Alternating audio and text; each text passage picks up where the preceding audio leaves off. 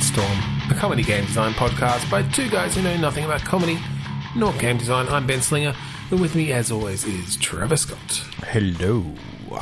Hello, Trevor. What are we doing today? This is a game design podcast, Trev. Have you forgotten? We're gonna do some game designs. Yeah, cool. I think what we'll do is we are going to jump onto what3words.com and what this is a service that will give us 3 words based on a latitude and a longitude. We're going to get a random set of 3 words through that, and we're going to turn that into a game design. So, let's do it. Baritone, blossoming, unmasking. So this immediately brought me to The Masked Singer, which I have not watched, but I'm just tangentially aware of.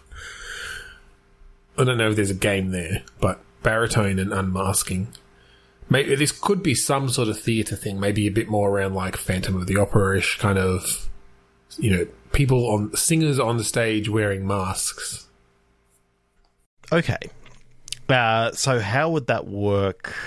Is it better off that it actually works as a like a multiplayer sort of thing where you've got people watching, or is it better off that this is...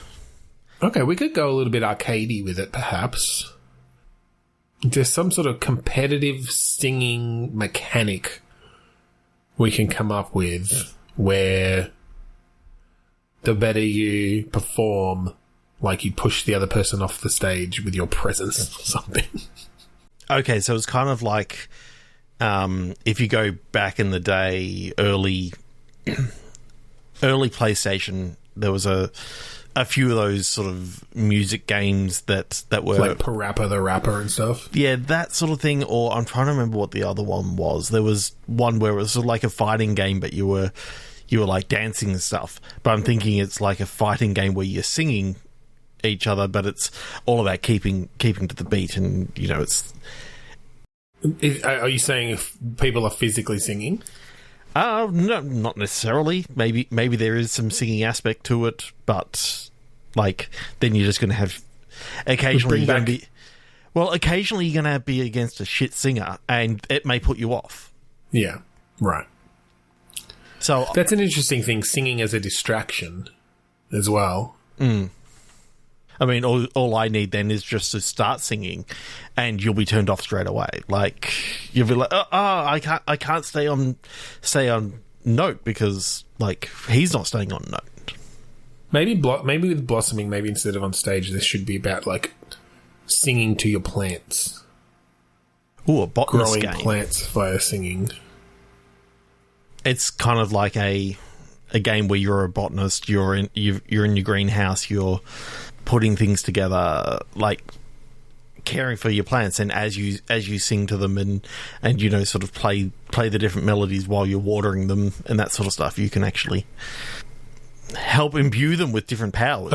I almost like the idea of I like the idea of learning different songs, but that the different songs will have varying effects on the different plants, so that you kind of have these area of effect powers that come from your singing, but you have to... So it adds some strategy to where you plant different types of plants, because if you know that, and this is dumb, but if you know Twinkle Twinkle Little Star, just to name a song, really helps the violets grow, but the cacti hate it, then you don't put those too close together, because you know that that's kind of your key song that you've got for boosting your violets. Yes. Okay, so I'm thinking that you can give them additional properties based on the sort of singing that you're doing, and these sort of properties are, a little bit out there. Yeah. I think we can go a bit fantastical with this. Yeah, so sunflowers, like if you're singing like a bright, happy song, you actually give them the power to light up and actually illuminate. Well, that's fun. But if you're like doing nightshade sort of stuff and you sing something a little bit darker, then it can actually do almost like one of those D&D darkness spells of extinguishing light. Or it just, or or it just means that the sunflowers are going to dim or like change in color or something. I very much like the idea of strategically placing your plants, and that then they also interact with each other. So I like the idea that you're growing in a place where the only sun they get is from sunflowers. So you need sunflowers that have enough range to like give the plants that need a lot of light enough light. Mm-hmm.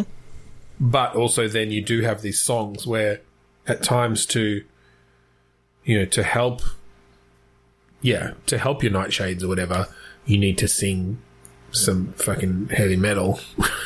I was thinking for like wattle, you could sing power metal, and that actually gives it, the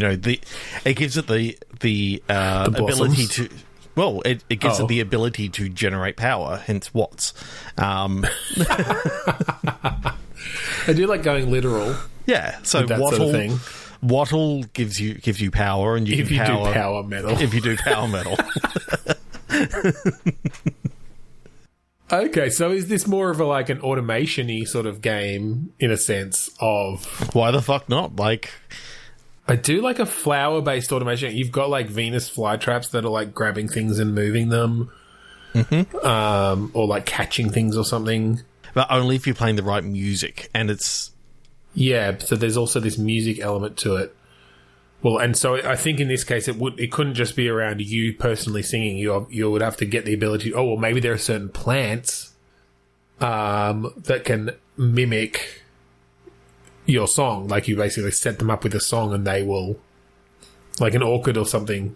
Orchid, like orchestra, maybe an orchestra. When you plant those, they will emit that music constantly. Yeah. You could also use... I think you can also set up like areas where in this particular area in your power plant, you can just pump in constant power metal through like speakers, and it's kind of like one of those self-sustaining things that you can actually power the speakers off of the power of the wattles. But what you got to do first is you've got to kickstart it. You've actually got to get in there and belt out a couple of lines from, I don't know, I'm just expecting like Pantera like early Pantera from like bust out some Cowboys from Hell or something. Well, before that, like their power metal. Right. Yeah. I do like that idea of, like what a lot of good automation games do is, at the beginning you kind of have to manually do things a lot. And so, yes, you do. You manually sing some power metal to your wattles so that you can give the rest of your network a power boost to get other things going. But once you unlock certain things, or once you get to a certain point, you can set up a little system to automate that to a certain degree. Yeah, I like the idea that when the power sort of breaks down, you've got to go back in there, kickstart it, and that gets the power sort of going. And then you get into the next room, and you got to maybe hit play on the iPod or whatever you got powering that particular room. And yeah, well, you could go all out with some of the automation stuff as well. Like if you really do this as a very systems based thing, and I'm thinking kind of a cross between obviously Satisfactory, a bit of Oxygen not included. Like they've got a lot of sensor-based, like logic gates and different things. Mm-hmm.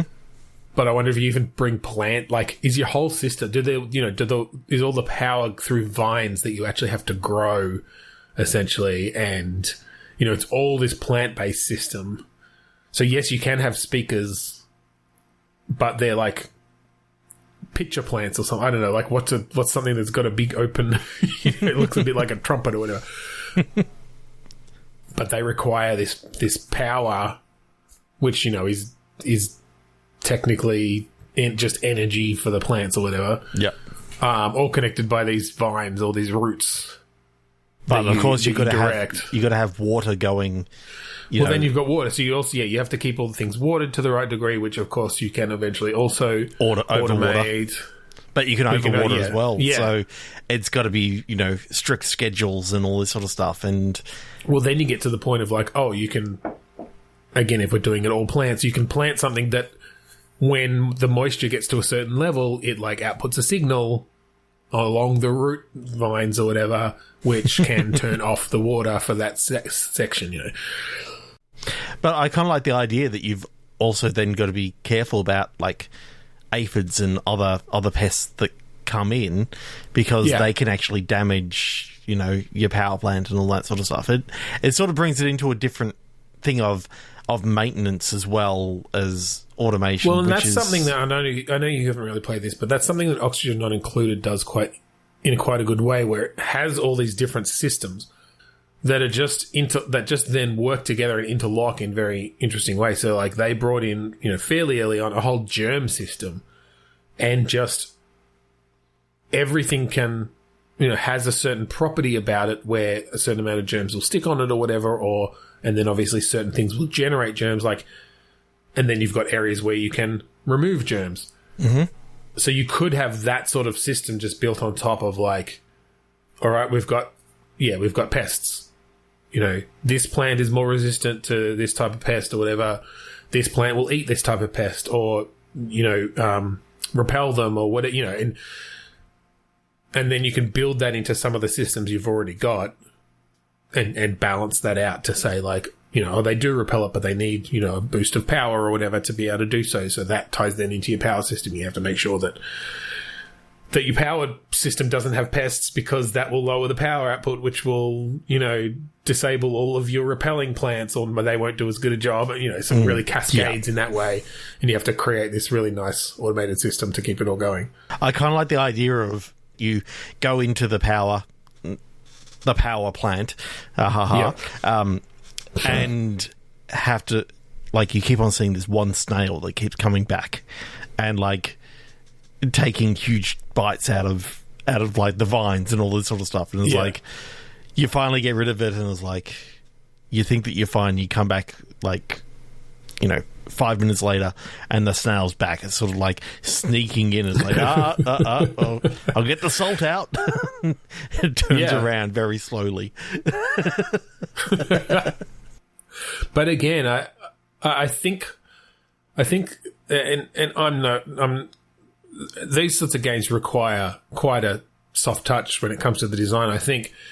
But to me, it really is that that pattern, that process of stuff that you can initially do manually that you then sort of automate away, which then unlocks more things, but also gives you just the ability to sort of expand and do more powerful things. And so even, like having snails or whatever that come and eat your vines and do different things. Initially, you just have to run around and fucking kick them to get them out of there.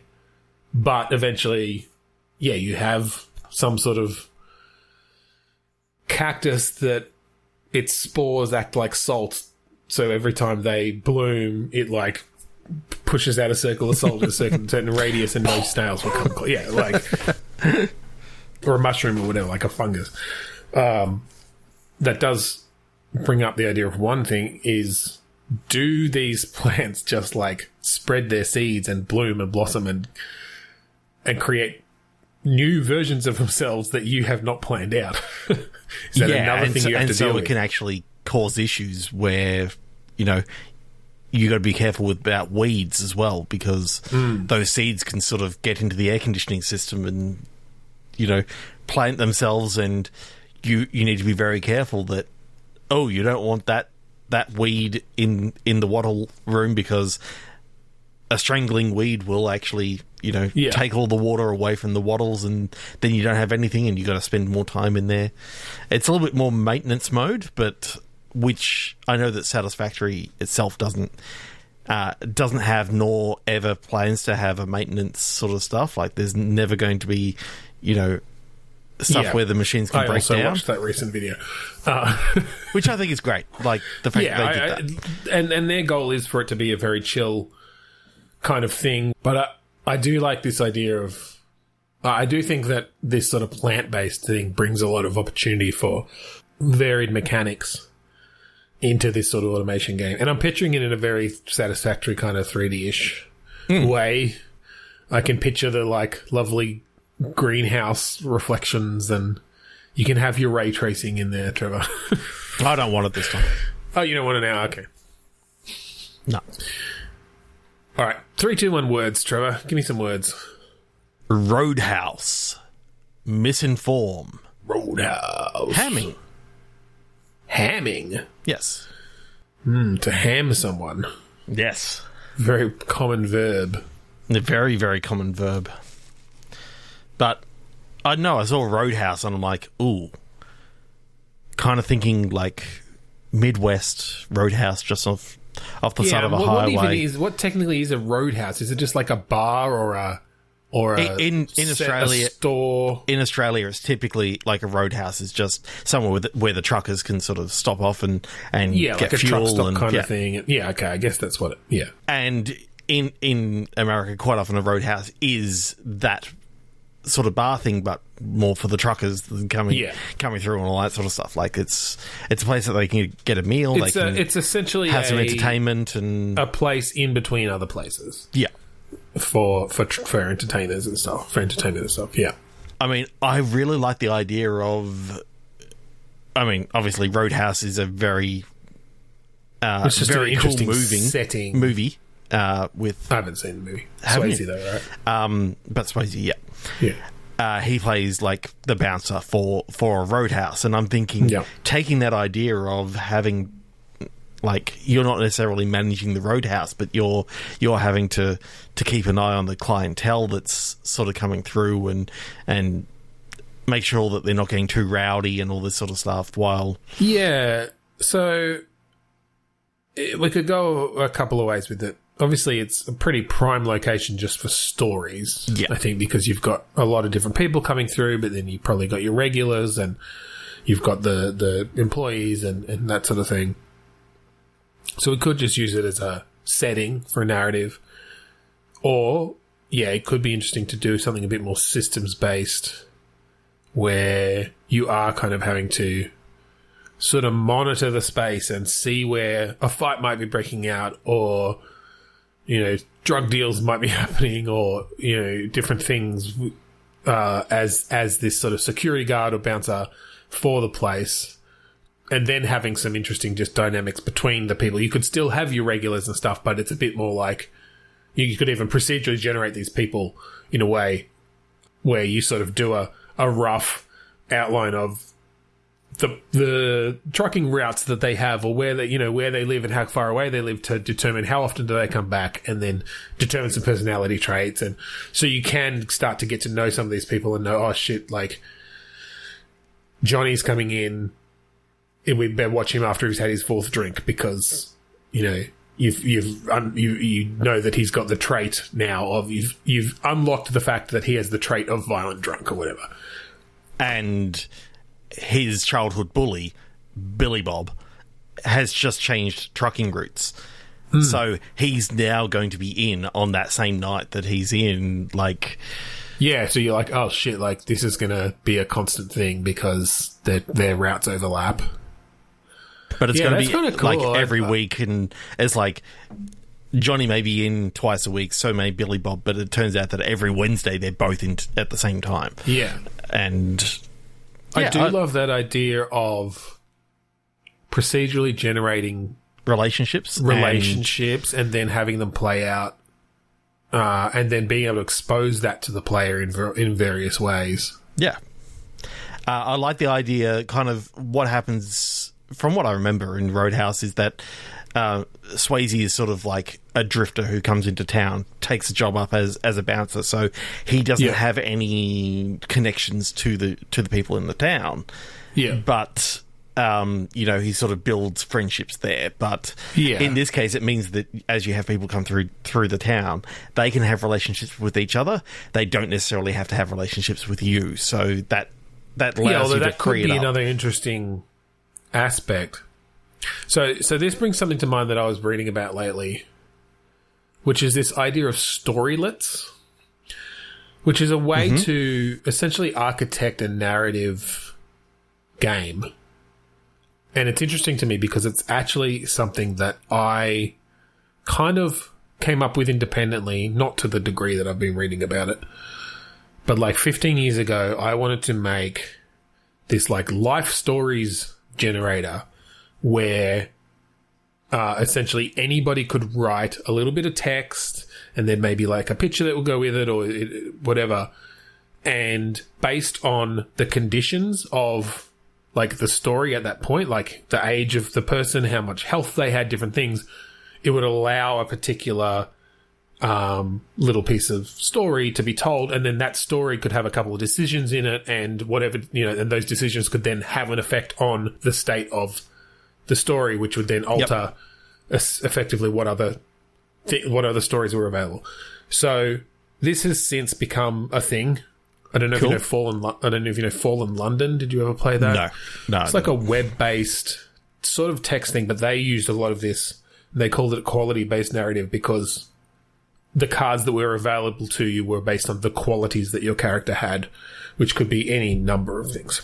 Mm-hmm. Anyway, the reason I go into this is because I feel like this sort of game could be interesting like that, where you do have these procedural relationships, and then essentially the storylets that are available that might be picked randomly on a particular night can come from the relationships that are available there, and then those people are essentially slotted into those stories. So you can have some written narrative stuff where it's like, and this is based on another talk that I read recently as well, actually, around procedural generation. But even in this run of the game and on this night, you've got someone with the trait of violent drunk, two people who have a unrequited relationship between them, and a bartender who is a punk or whatever, like certain things. Then that allows for this particular story to be shown, and those people who you may have had through all other sorts of stories get put into those roles of that story, essentially, and then that can play out, and that can be written by a writer. So that means you're actually getting some interesting narrative beats in there.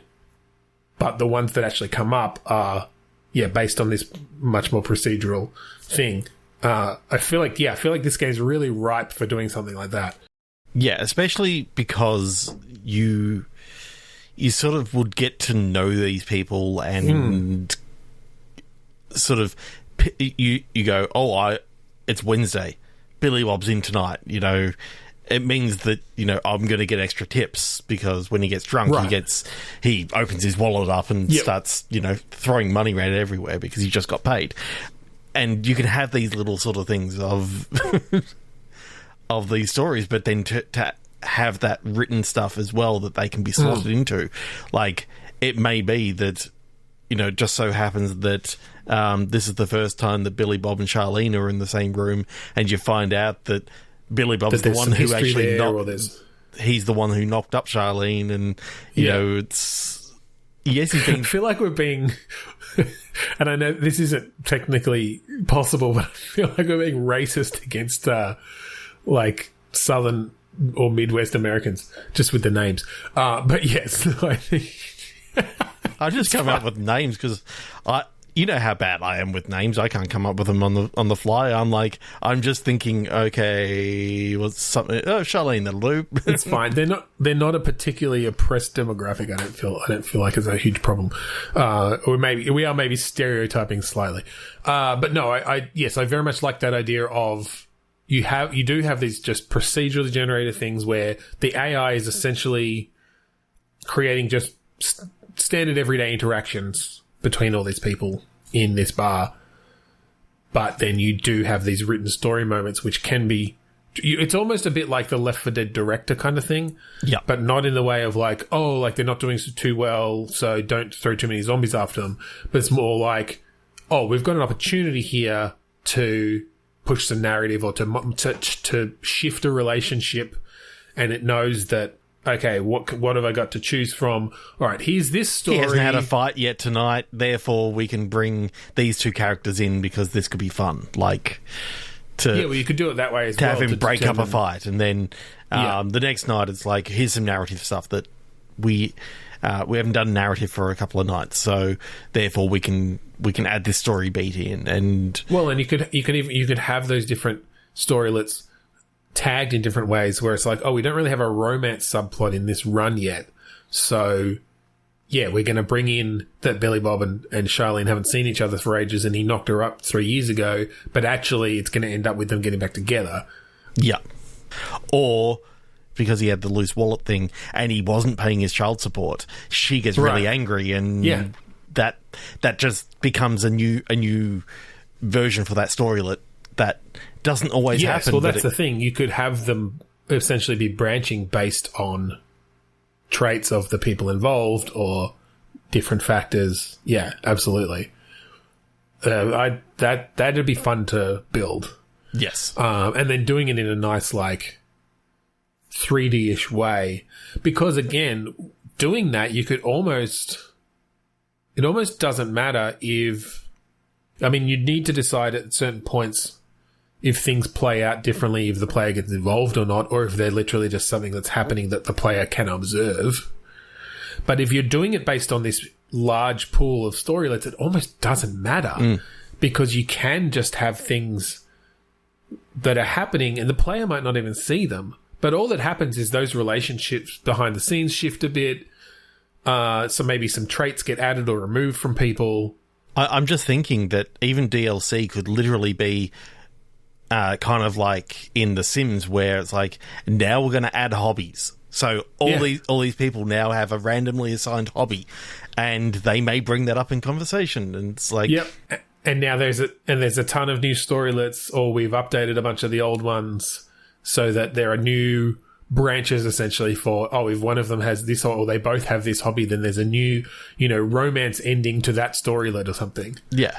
Or there's a new friendship that blossoms between these two bullies, this bully and this bullyee, or whatever you want to call it, like the bullied person. But the fact that they've now actually got the same hobby, you could get a different ending to that story instead of them kicking the shit out of each other and one of them ripping the throat out of the other one. Because, there's a whole combat system. Patrick Swayze actually rips a fucking throat out in that movie.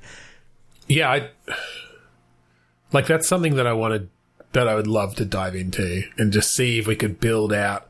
But yes, there is 100% a fighting system. Sorry, that's something that you need to actually be a bouncer, and you need to be able to. Well, that's it, and you could have it go in a few different ways. You could have it that you could just essentially attack anyone at any time. You could be a shitty bouncer. Maybe it gets you fired very quickly if they didn't have any. If the situation wasn't appropriate for you to actually grab them and throw them out or beat them up or whatever. Mm-hmm. But then you could have aspects in these storylets where it's like, again, a branching thing, like. A fight's going to break out. If the player's around and breaks it up, then maybe it ends this way. If the player doesn't intervene and just lets it happen, then maybe it ends this way. Or if the player has previously ejected this character, it goes down this route. And yeah, exactly. You can do all that stuff based on previous stories that have played out as well. Effectively, these characters have got these huge, Well, it just builds up this history then. Builds up this history of what's happened in their past, and what you can add to these people that could then coalesce in stories in weird and wonderful ways. Well, that's the thing. Then it becomes very emergent, and you could play it over. I mean, it'd be interesting to start a new run, get a whole new set of people, new names, new faces, and new relationships come in, but.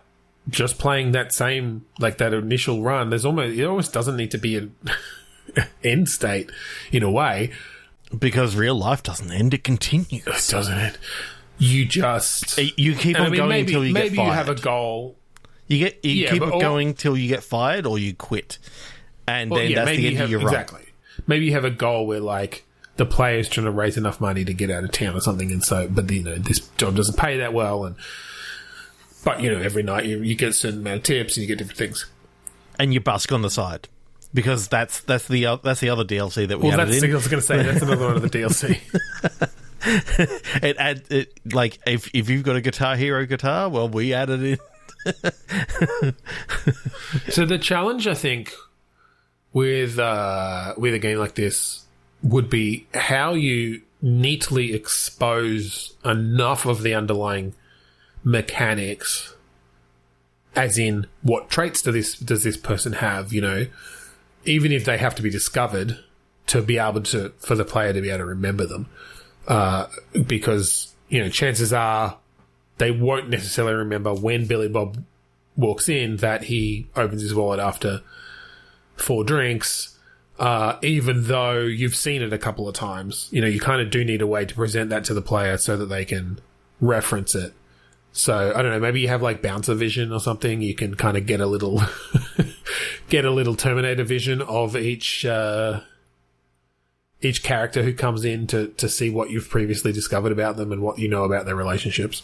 But no, I really like that idea about the Roadhouse game. I don't even care about the other words because it's so cool. Like, I don't even remember what they were, so it doesn't matter. Misinform and hamming. We'll just have one story where you get to hit someone with a ham. It's like the Christmas. It's the Christmas story when you play on Christmas Day. Okay, 3-to-1 movie. Okay. So for those who are joining us for the first time, this is where we each get a random movie from a movie database or the movie database, and we will choose either just the title or the description or the whole movie to maybe come up with a game tie-in for the movie, or just use it as a prompt.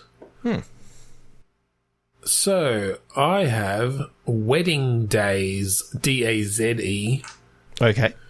And this seems to be a 2006 romantic comedy with Jason Biggs, and is that Isla Fisher? I think it is Isla Fisher. Project X. Ooh. 2012 It's about the big party. High school seniors throw a party to make a name for themselves. I don't care about that. I like the idea of Project X, and it's like it just a mystery project of some kind. Mystery project. Wedding Days is kind of cool as well. Like, could there be like a Project I was going to say we could maybe combine these. Yeah. Something to do around a wedding. And, I kind of like a romance story that involves this like government project, like supernaturally or alien or some sort of conspiratorial project that maybe one or both of the people in the relationship are involved in some way. Okay.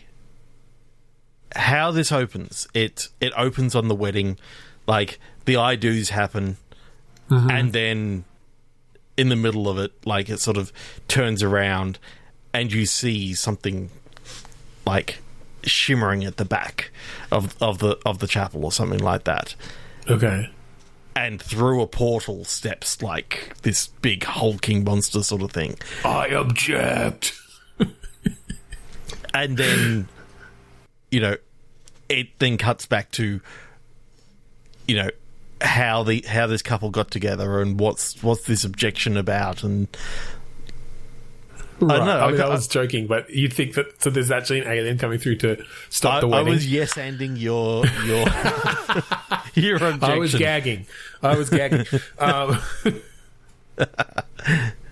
Okay, well, I think it comes down to what sort of game this is as well. Like, what do we want to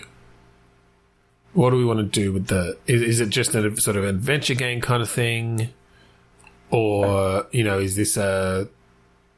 Just because you said The Sims before, is this like a Sims-like game, but under like on the basement level, you're building out a whole government lab as well? Because actually, your wedding is just a front for. Yeah, I kind of like the idea of combining The Sims with like a XCOM sort of. Secret underground project, like team that are going out, but it's a little bit more around the relationships happening between these people. Ooh, okay. That's an interesting mix because XCOM already sort of has a bit of like you get attached to your soldiers a bit and whatever, but they don't have relationships between each other. And then being able to actually build out this base and, you know, almost in a bit of a...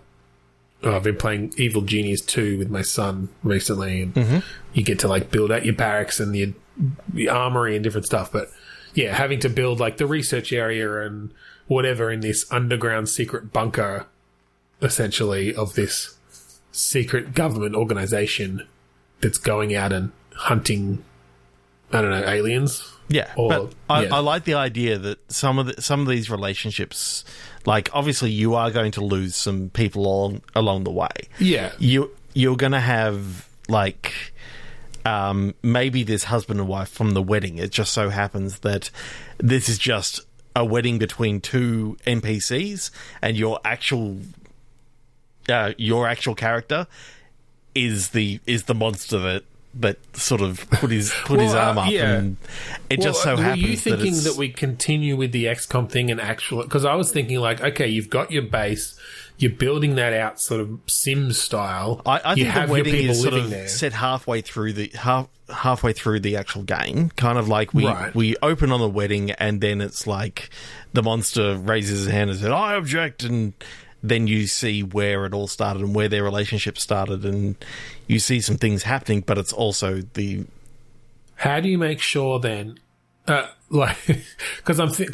what I was thinking is that, okay, like in XCOM, you're essentially the director... I kind of like the idea that your main character makes it back from these things, but it may lose the red shirts along the way. But the red shirts are a little bit more... your character, like the main characters, can't be killed as such. But they can be taken out of operation for a while or whatever. And I do like the idea of... Like, this makes it difficult if you're showing the cutscene first, because I was thinking, like, they could have scars, or like they could have lost an arm, or, you know, that you could have different things. You can have different things happen. So even though they can't die, they can still be changed in these ways. I mean, I guess you could just, when you get back to that point in time in the main game, it just looks a bit different because, actually, they've got an eye patch and a prosthetic leg. You didn't notice that before because you saw the I object from behind, and you didn't actually notice. That's it. Maybe in the first cutscene they're out of focus or something, so that you can account for. You just have to have like close-ups on the ring, and then close-ups on the veil, and the flowers. Honestly, though, in that case, you could make it that you don't need to have main characters. It's just whoever has a particular relationship by the time you get to that point in the story. They are the ones who are getting married. Yeah, I do like that idea of.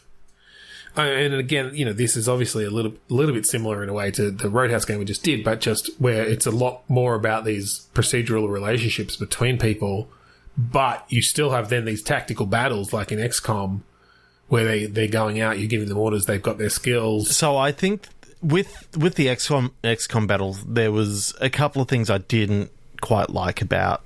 Like, yes, you do need some, turn-based things, but there was something about those battles that seemed to be heavily in the aliens' favour and all this sort of stuff. So I'd like to sort of bring it to a more balanced... Yeah, there's definitely an interesting... Because not only the fact that they always knew where you were, and therefore they and I mean, there's obviously going to be an imbalance between whether you actually, hide things from the aliens when the computer makes their decisions.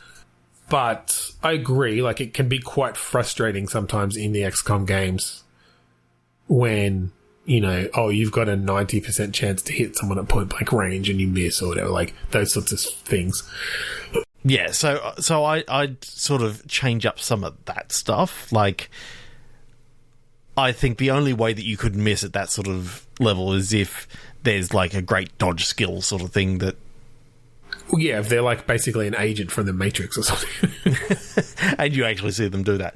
I mean, If you actually check my Steam library, I have all the XCOM games there, and which is kind of weird because you wouldn't think that they'd be a game that I was... Well, you're generally not a turn-based strategy or tactics kind of fan. However, I have great memories of playing those games when I was a lot younger. And I probably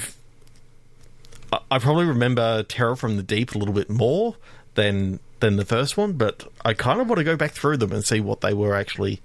what they were like. And I remember, sort of liking my squad, and then they, 2 or 3 of them got killed in one hit, and it's like, oh my god, I've just gone through the last 15 missions or whatever. And so I think what would be interesting with a game like this is lean into the relationships both within your squad and that you as a player have with them. So I think you need to do a couple of things here. You need to make it harder for them to die. Like, this, you want them dying being a horrible thing, but you don't want to be losing someone every 3 missions or whatever. No. I think have their relationships affect the tactics. So if you've got 2 people who are in love, you can have, whether it's just one of those things where, like, if their partner is in danger, then they will run in to try to attack the person attacking them without you being able to control them or something. Or you give something to the player in the fact that if you foster this relationship and actually you get rewarded for if this person now protects this other person. Or yeah, well, that's true. You could say that, oh, this person's in danger, they can actually run like 2 extra squares to protect them. And you'll get a nice reward because, you get X amount of, relationship points on this sort of thing. So you kind of get that option just to... But I think it being a timed option, that it's sort of like you've got sort of like 2 seconds to decide, gives that urgency to it of it's got to be a split-second decision. You need to make it now. Yeah, just to sort of bring across that idea of urgency. Yeah, I like that. And then the other thing is, I think having strong effects. So, like, did you ever play Darkest Dungeon? No, I didn't play a lot of it, but it had things where your characters could have trauma that would just affect them permanently, like it would create permanent effects on them. And in that game, they were often bad, and you were balancing up, different things. But I think having that where you're essentially that your characters change enough over time that you do have that shared history with them. Then it's like, oh yeah, they've got that trait of they can't aim as well because that mission where they got shot in the eye. And having that history there that is based on your actual playtime of that run, really adds to it. And obviously, a lot of them would be bonuses as well, or whatever. Like, they actually can run faster permanently now because they 3 on 3 different occasions protected one of the people that they love, and now they're just they're a protector archetype of some kind. Mm-hmm. So we didn't actually go through what was your favourite out of the XCOM games? Like, just the one I've played the most is the first reboot, like XCOM Enemy. Do they call it Enemy Unknown when it came out again, like 10 years ago, 12 years ago? The one that came out about 2010, 2011. Yep, Enemy Unknown. Yep. Yeah. Yeah, that's the one I played the most. I remember playing that a lot when I was in Canada. 2012. Played a little bit XCOM 2, which is like 2016, 2017 or something. 2018. 2016. Doesn't matter. Yeah.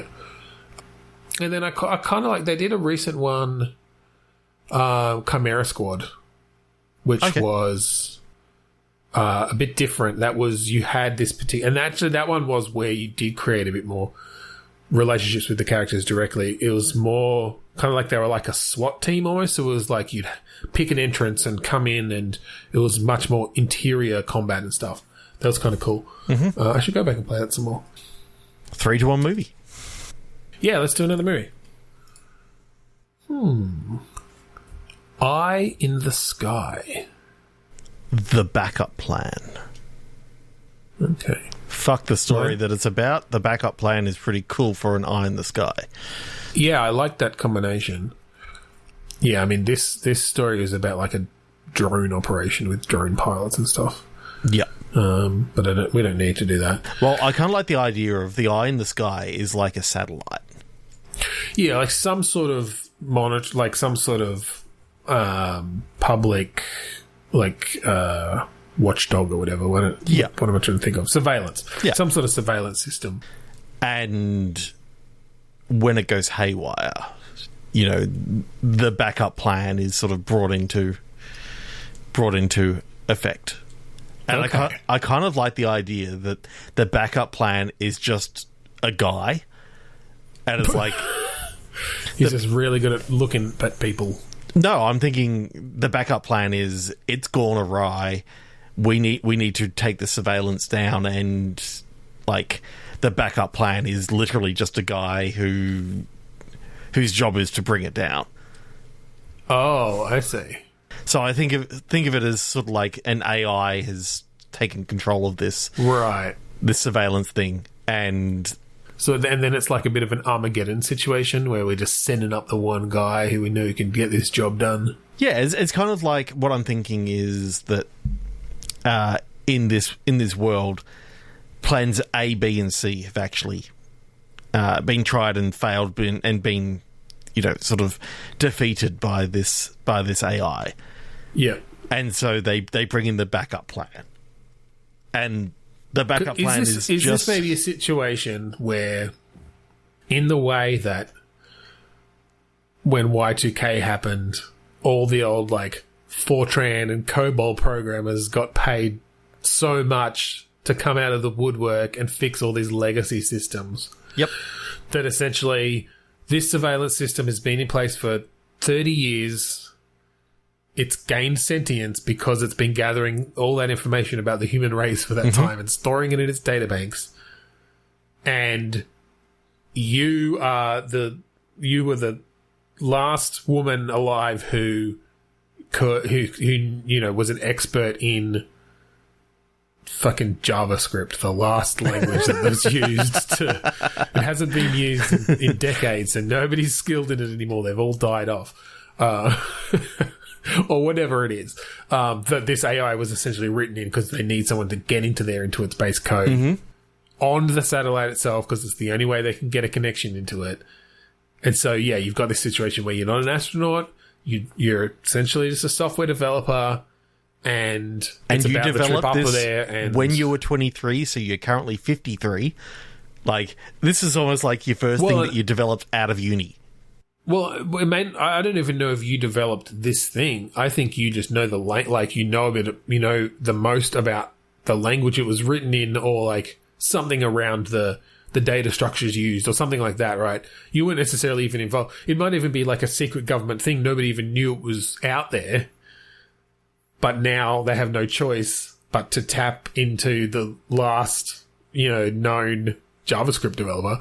I'm going to keep going with JavaScript. Okay. So it opens on this lady, like, feeding her grandchildren, like, toast and waffles and all this sort of stuff when a phone call comes through.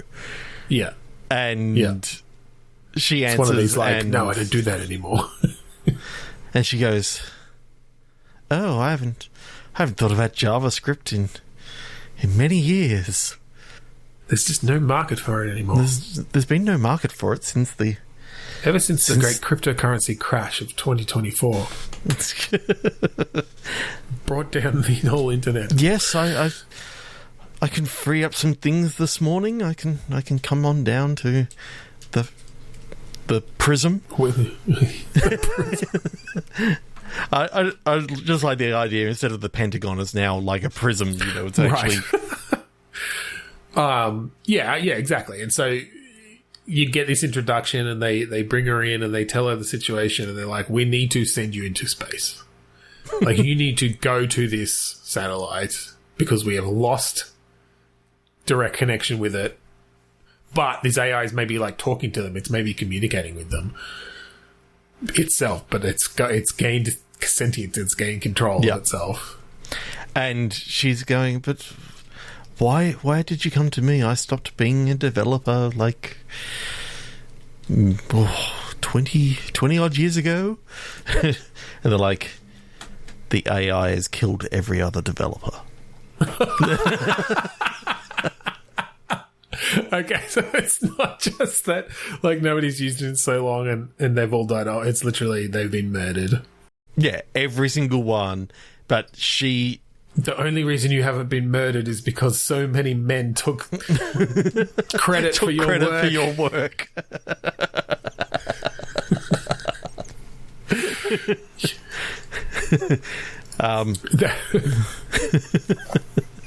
It was only by your unfiled HR requests that we were able to track you down from all the horrible toxic companies you worked at over the years.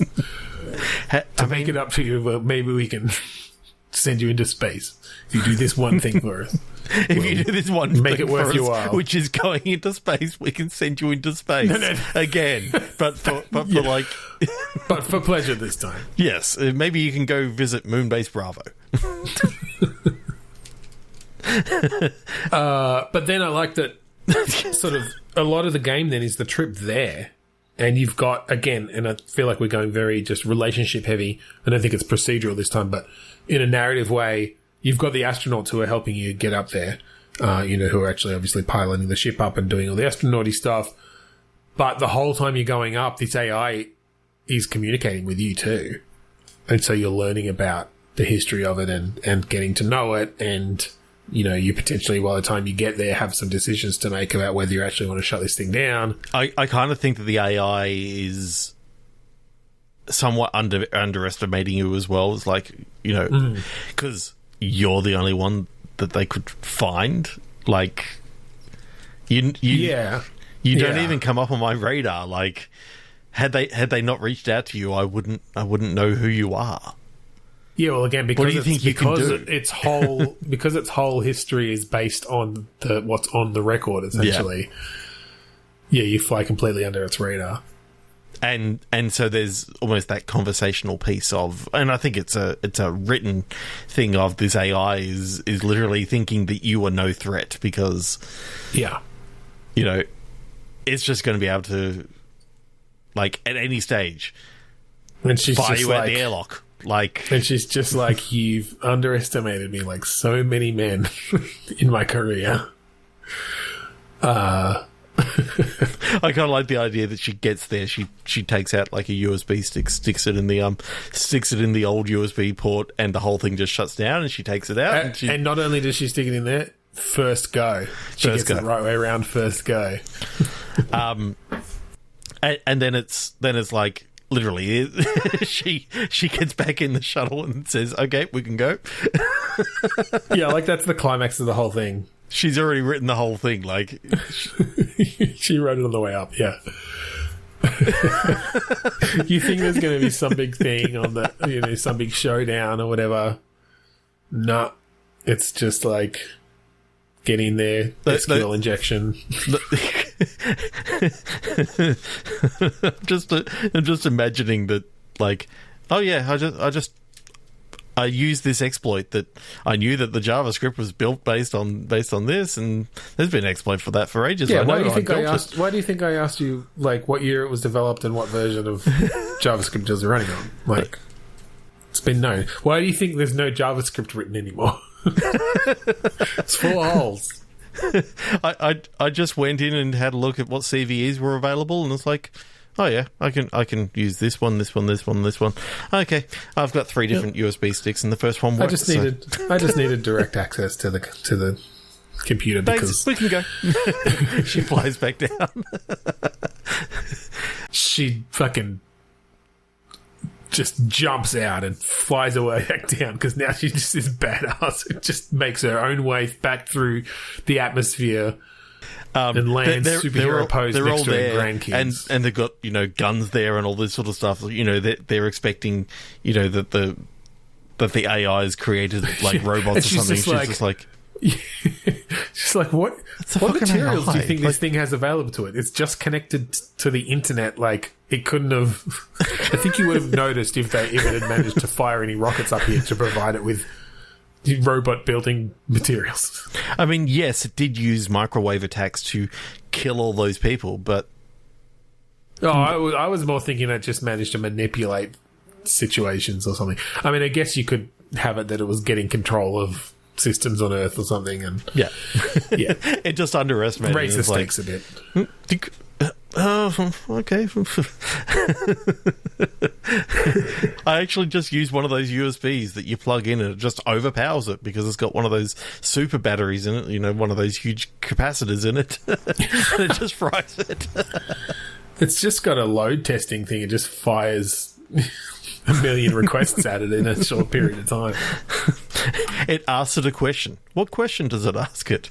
And it's just like one of those you know. Well, it's JavaScript, so it asked. Questions. We asked it, does the string version of 1 equal the numeric version of 1, and it couldn't figure out how to cast it into the right type. Because every time it cast the other one to the opposite one. Okay, boy. Let's go one more. Let's go one more quick one, I think. Force of execution. Ooh. It's a mad, mad, mad, mad world.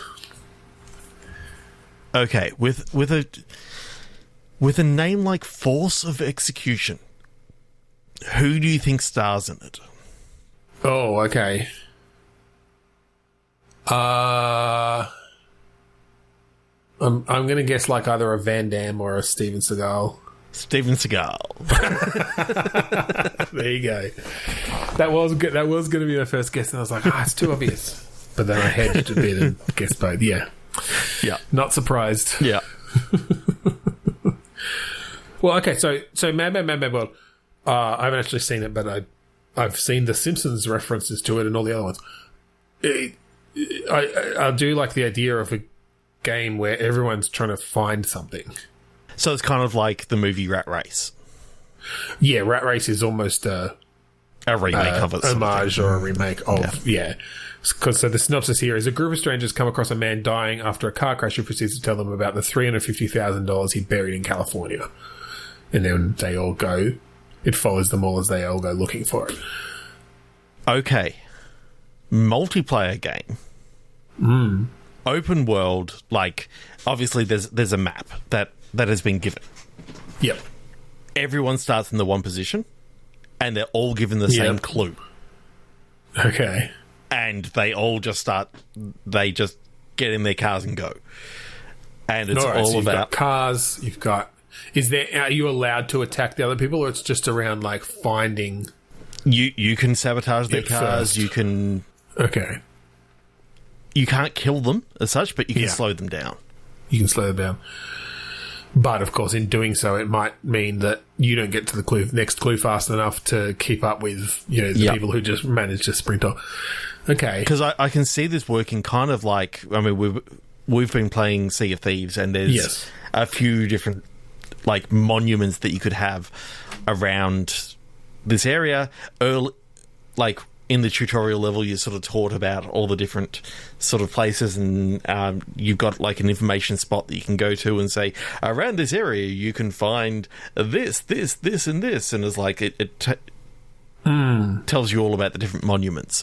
Yeah, so I think for this to really work well as a repeatable thing is you do need a mostly procedurally generated, or at least like things can be in different positions on the map. So you don't know, if the first clue you get is where the fish looks out to sea, then you don't know, well, the fish is always in the northeast, on the northeast coast or whatever. That has to be able to be shifted around. And then it means that you need to be able to go, okay, what's available in this area? And you go to the information. Well, I think that's almost too obvious. I think what you need is that you have different ways then of finding out that information. So, like... If the clue is that it is on the coast, I think this is an island, So you could just, well, I might get lucky. I'm just going to head in one direction and see what I can see. And if I spot it, then I'll be the first one to spot it because, if I got lucky. Or it could be, well, actually, I'm going to try to get as high as I can with a telescope, look for it, and now I know which direction to go. Even though it took me some time to get up there, now I know exactly where I need to go for that clue. So that sort of thing, like... It said to look out for where the light hits the sea. Well, obviously, that's the lighthouse. Get up high, find out where the lighthouse is on this island. Find out where the lighthouse is, yeah. And maybe there are multiple lighthouses, though, like... And then you've got to look at the second clue. Or there's yeah. It's like where Harold, dips his hat or something like that, and it's like, okay, you got to find, the one where Harold used to run the. Yeah, so I think what you need is that there are a limited number of sort of types of clues, so the players will get used to that. It's not just completely out there every time, but enough that you don't necessarily know how it's going to be revealed at any point. So it could be, maybe there is an information booth, but it's not just, this is here and this is here and this is here. It's like, you go there and there are a bunch of pamphlets. And it might be like, see Harold the wild seal as he, and it's got a picture of him wearing a funky hat. Yeah, it's like, oh! And so that's how you determine that clue makes sense. It's the lighthouse near SeaWorld. Yeah, exactly. And I think then also that each clue will probably need multiple ways to be able to, for any person to be able to find it. So again, if you get high enough and you've got a telescope, maybe you can just see there's like a big statue of Harold the seal there with Harold written there or whatever. Yeah. Yeah. But I kind of see it as almost an Amazing Race sort of thing as well, that when you get to each of these places, then you may have to do something there. But less so much that you're lining up and you're getting a point where if you're well in the lead that you're definitely going to win because everyone's lining up behind you and you've got to finish it and then you can move straight away. I think it's more of a... You'd have to come up with ways to make that a bit more even for... Yeah. But having said Amazing Race, I do actually like the idea of playing this in pairs. Oh, yeah. That you're in teams of 2 or more, I guess, potentially, but you need to make it even so that you can be working out the clues together, but then also potentially, doing things to like, oh, while you guys are working that out, I'm just going to go slash the tires on this car. Yes. You would obviously need ways to maybe fend people off in some way, like if you see them going through your car. Then you can steal their cars, and you got maybe like at the last lighthouse you picked up the hot wiring kit because you were there first, so you can take their car. Also, yeah. It could also just be that there are just a ton of vehicles in this world.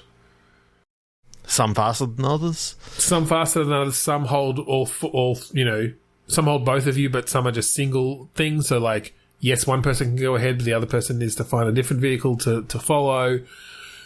But you may come across the bus timetable that actually says the only way to get there at the moment is via the shuttle or whatever because of roadworks that are happening here. And it's like, because you notice that, you can actually get there. And when people... Yeah, or there's things like, there's a...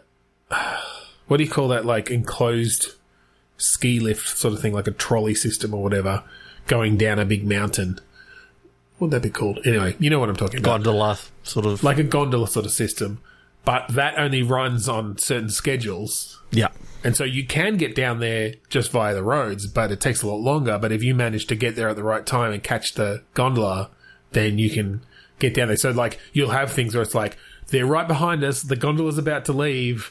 and then you look out to the side and you see... Slow them down. You see Jeremy and Peter, grab a hang glider and just go flying down the mountain. It's like, oh, fuck, I didn't realise that there was a fucking hang glider. Yes. And I love that. I love being able to put things in like that, but they're risky. Some things are riskier than others. So, yes, they could both take the hang glider. But... If they don't work together, if they don't work together, it's going to go unbalanced. They're going to end up in the ocean, or they're going to end up, on the side of a cliff and have a hard time catching up. But if it works well, they're going to be way ahead for this next clue. I just like the idea of this Amazing Race sort of thing of Well, it's sort of almost like it feels like a cross between Fall Guys and PUBG. Yeah, but where obviously you're going to live through the entire thing. Yes. Everyone's got the chance of winning at all stages.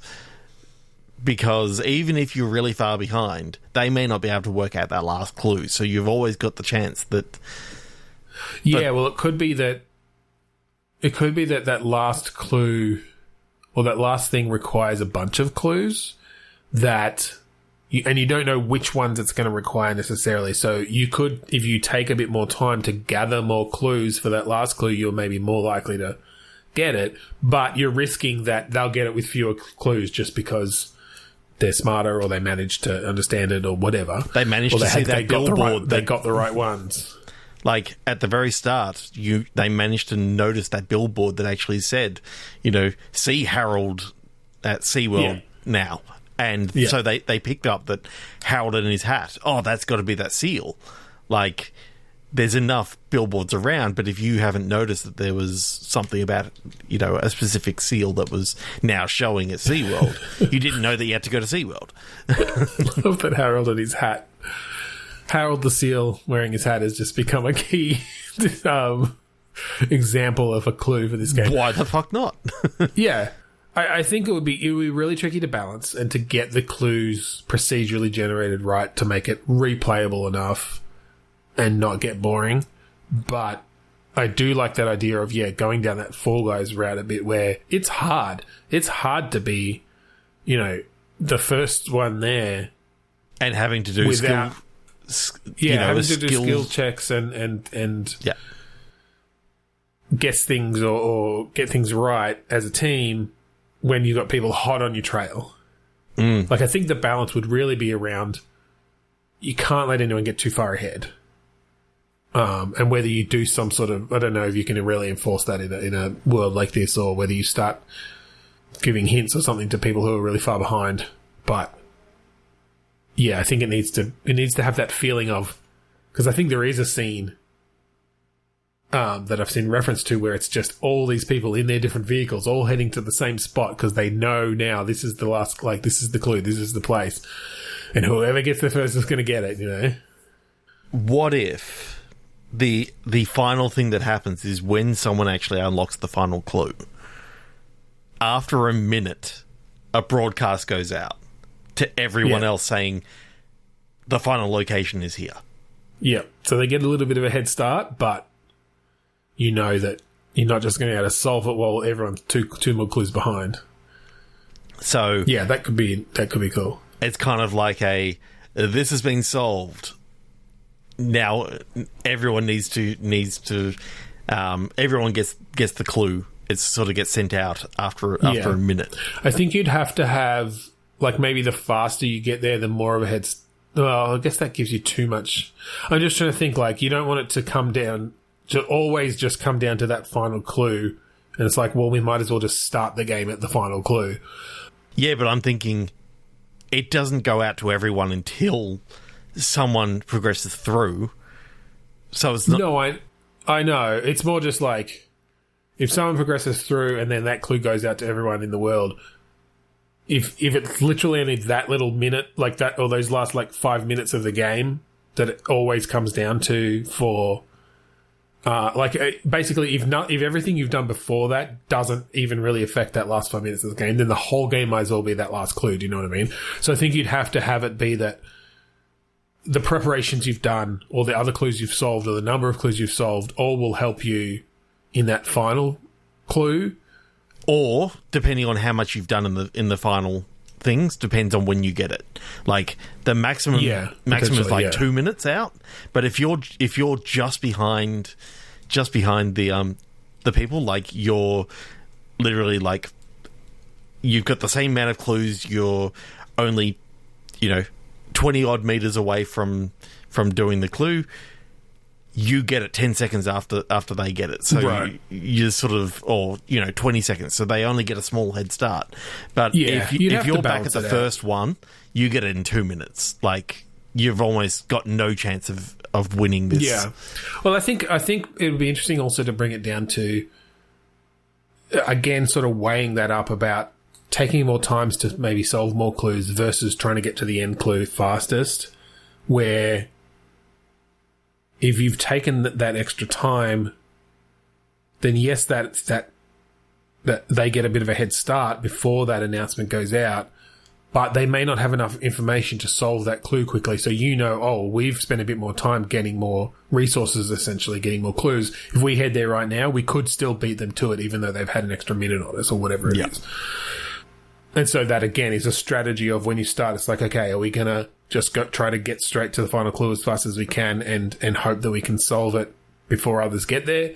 Or are we going to spend a little bit more time, gather stuff? We still might get there first, and then we'll have a better chance of solving it when we do. Or someone else might get there first, but hey, we still have a good chance because of the extra preparation we've done. Something I would like to bring in is, one of the things that you can do in like The Amazing Race and these sort of things is talk to people. And and maybe just by having a couple of conversations with these people, you can find out random facts about what's going on in the world. So you may see someone and say, look, I'm trying to get a hint on this particular clue. So you can actually, depending on who you happen to talk to, depends on the sort of quality of the you could potentially, again, and I don't know how long one of these games would go for and whether it would make sense, but you could allow for, like, alliances to form or trades to happen. And, you maybe just, don't have a natural mechanic for it. It's just, if the players decide to do that, then they do it. But as long as they've got a way to talk to each other or communicate with each other in some way, that, you could have systems in place that allow them to work together briefly, but then when they're going to get to that final clue, it's like everyone for themselves. There's still only going to be one winner. And really play out those reality TV tropes of the way that people work together until it comes down to the end. Yep. I love it. That's cool. All right. I think that's it for this week. I feel like it started out slow, but then really ramped up, had some really interesting ideas in there, so that was good. If you'd like to find us online, check out our previous few hundred episodes, just about. Go to podchaser.com/bitstorm. Have a look there. Have a look at all our previous episodes. Try something. You know what? Try just searching for a word that interests you. There's probably an episode that involves it. Have a listen to that. Shoot us a review. Do you like the song that we play at the start and end of each episode? That song is called Mount Defiance, and it's on the album Containment Failure by the band Kuradust. Just search for their Bandcamp and you can download it for free. That's right. So thank you again for joining us this week on Bitstorm. I'm Ben Slinger. I'm Trevor Scott. Roadhouse.